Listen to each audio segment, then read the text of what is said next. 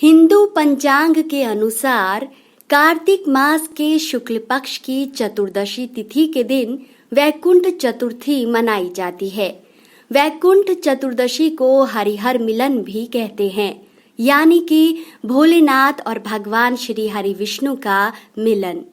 वैकुंठ चतुर्दशी का पर्व भगवान श्री हरि विष्णु और भगवान शिव के भक्त बड़ी धूमधाम व उत्साह के साथ मनाते हैं। यह पर्व खास तौर से उज्जैन और वाराणसी में मनाया जाता है। शास्त्रों के मुताबिक भगवान श्री हरि विष्णु ही संपूर्ण संसार के सभी मांगलिक कार्य करवाते हैं, लेकिन वे 4 महीने की योग निद्रा में चले जाते हैं। इसलिए इन 4 महीनों में कोई मांगलिक कार्य नहीं किए जाते। साथ ही इन 4 महीनों में महादेव सृष्टि का सारा कार्यभार संभालते हैं और जब भगवान श्री हरि विष्णु अपनी योग निद्रा से जागते हैं तो शिव जी उन्हें सारा कार्य सौंप देते हैं। वैकुंठ चतुर्दशी इस बार बुधवार 17 नवंबर 2021 के दिन मनाई जाएगी।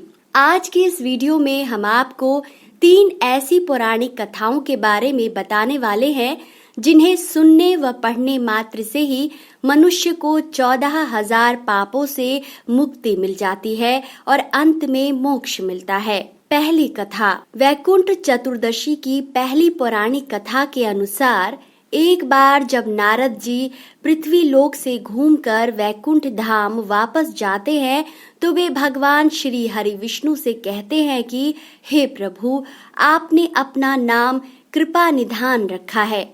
इससे आपके जो प्रिय भक्त हैं केवल वही तर पाते हैं। जो सामान्य नर नारी हैं वह आपकी कृपा से वंचित रह जाते हैं। इसलिए आप मुझे कोई ऐसा सरल मार्ग बताएं जिससे सामान्य भक्त भी आपकी भक्ति कर आपकी कृपा पा सके। नारद जी की ये बात सुनकर भगवान श्री हरि विष्णु बोले, हे नारद, अब से कार्तिक शुक्ल पक्ष की चतुर्दशी को जो भी मनुष्य व्रत रखेगा और श्रद्धा भाव से मेरी पूजा अर्चना करेगा, उनके लिए स्वर्ग के द्वार साक्षात खोले जाएंगे। इसके बाद भगवान श्री हरि विष्णु जय विजय को बुलाते हैं और उनसे कार्तिक चतुर्दशी के दिन स्वर्ग के द्वार खुले रखने का आदेश देते हैं। भगवान श्री हरि विष्णु कहते हैं कि इस दिन जो भी भक्त मेरा स्मरण करेगा उसे वैकुंठ धाम की प्राप्ति होगी।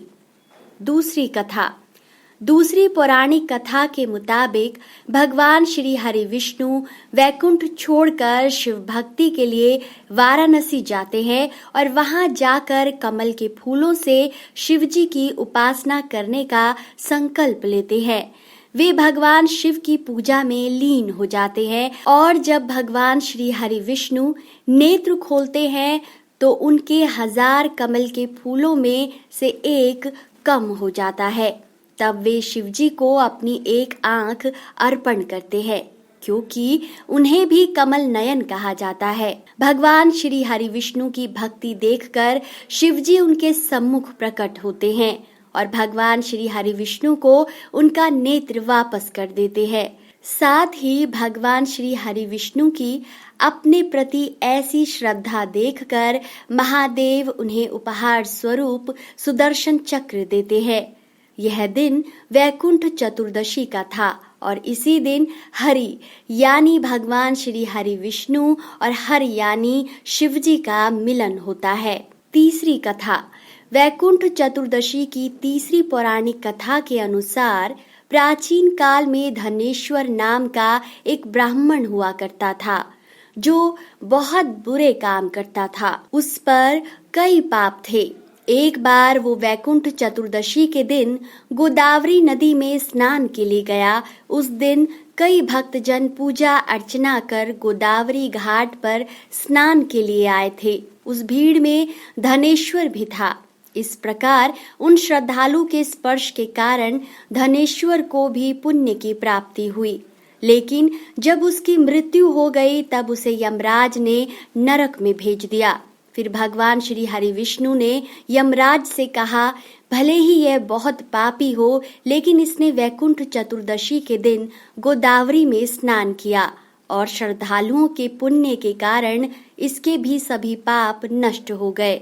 इसलिए इसे अब वैकुंठ धाम मिलेगा। इस तरह धनेश्वर को वैकुंठ चतुर्दशी के दिन पवित्र नदी में स्नान करने व श्रद्धा के साथ हरि भजन व कथा सुनने के कारण वैकुंठ धाम की प्राप्ति हुई।